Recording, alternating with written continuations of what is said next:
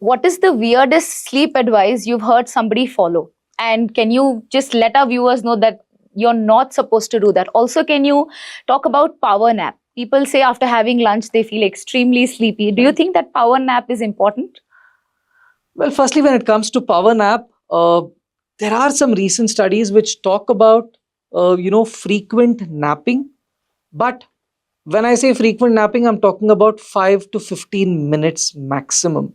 Unfortunately, what happens is when somebody calls it a power nap, it's couple of hours, and when that happens, it undoubtedly disturbs the night's sleep. Correct. So 5 to 10 minutes of a power nap is acceptable. More than power naps, I feel taking regular breaks from what you're doing is something that is good. And coming to the weirdest sleep story that I've heard is, drinking alcohol and sleeping. I think Oh my God. they say that, I sleep like a pig when I drink alcohol. That's very, very bad. It is just that, it is keeping you, in a sleeping state, but, the quality again is very bad. And alcohol itself starts disturbing the sleep center in a few years, and after a while, even the alcohol is not going to help. Talking about alcohol, many teenagers, adults, older generations, be it anybody, they have started turning into vapes, hookahs, alcohol. And every day I read reports about how young teenagers are admitted in hospital because they are addicted to vape. But the talk that goes on among adults is that hookah is better than cigarettes. Vapes are better than hookah. So it actually doesn't do any damage. Can you please break that myth for our viewers right here? Well, undoubtedly, vaping is one of the most addictable substances today. Okay. Because easily available and quicker nicotine delivery. A lot of individuals believe that it is nicotine free, but unfortunately, at least in India, there is no regulatory body that is actually watching into what is inside that. So you frankly do not know what you are consuming while you are consuming the vape. And undoubtedly, there is a lot of addiction that we are seeing. Some people tell me that, they are switching into vaping because they want to quit smoking. But vaping is not an FDA approved treatment for quitting nicotine. There are other FDA approved treatments which should be used. So it's just a reason to take quicker nicotine in a flavored form. And undoubtedly, it has very bad effects both on the lungs as well as on the brain. There are also a few cases of cardiac arrests in very young individuals who are into vaping. So all the young adults who believe that vaping is safe, it's not. Similar with cannabis, a lot of people who believe that cannabis is herbal, it's absolutely dangerous. And undoubtedly, we know about alcohol and nicotine. The biggest question people ask me here is, then why is it legal in a few countries? Exactly. Yes. Legality has nothing got to do with safety. Alcohol is legal in India. That doesn't mean that, It is we safe introduce for alcohol to every school going kid. The reason we don't do that is because it's not safe. So similarly, be it alcohol, nicotine, cannabis, vaping, all of them are absolutely risky for the human health. One more thing, when people say cannabis, it really helps me think better. Right. Alcohol keeps me awake. Right. So what do you have to tell them about this? They could be doing that temporarily. So now what happens is, there is this famous saying which says, alcohol doesn't solve the problem but helps you forget the problem. Correct. But that forgetting is only temporary. So I could drink alcohol all night, forget my problem, but when I wake up in the morning, I'm again Still sitting there with that problem with a very weak, lethargic brain. So undoubtedly, these substances give a temporary relief, but that temporary relief comes with a very high risk.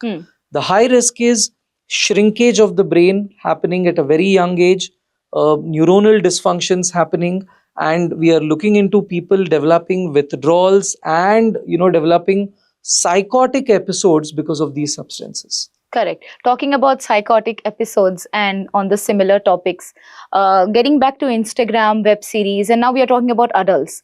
Do you think it somewhere is affecting their relationships in terms of expectations that they are able to watch or compare on Instagram and the web series?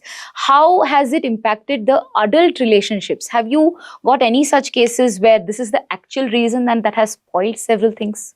Well, it's quite common when we see individuals getting inspired from what they watch on the screen. Especially K dramas. Sorry to interrupt. you know, Um, so now when it comes to their expectations about romance, hmm, their expectations about intimacy, hmm, their expectations about how friendships work, their expectations about how an individual should fight for his right, or how an individual should fight for the person that he loves, hmm, or how an individual should work very hard relentlessly, not crossing all the boundaries to win the girl or the hmm. boy that Correct. they want. All of this is clearly influencing people, and this is even converting into behaviors which is very wrong. Hmm. So yes, everything that we watch on the screen need not be reality. And lot of adults who believe that probably when somebody is watching this also could be thinking, oh, I know all of this. Despite you knowing all of this, when your brain is receiving a lot of this information, the brain changes. Hmm. And when the brain changes, it is beyond your control to stop the brain from having a thought. So thoughts, emotions, and behaviors to the greatest extent are not in our control.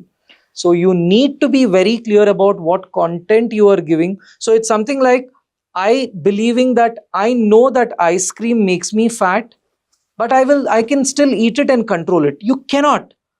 So when you're giving something that is unhealthy, the body is going to respond in a negative way. Similarly, when you're giving something unhealthy to the Hmm. brain, Hmm. the brain is going to show it up, and it is beyond our control to control it. Talking about the same beyond our control, do you think is this the reason why crime rates are going up, be it India or any other country? The kind of so-called thriller crime web series that we are watching or that we are into, be it movies or web series, the kind of content they show, do you think that is somewhere giving us the idea, or do you think the directors have taken idea from the real life situations and showing it in the movie? At the end, most of the people are getting access to such content.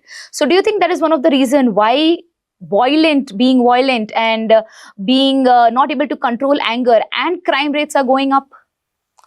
Well, there are two ways of looking into this right now. Okay. One, when things are put up in the OTT, there is no age bar. Everybody gets an access to this content. Absolutely. And now, like I said, some brains are not totally developed yet where they understand the difference between what they are watching and what a real life situation needs to be dealt with. That is the greatest risk. The second thing, like I said, even if you are an adult, when you're watching this regularly, your brain normalizes this behavior.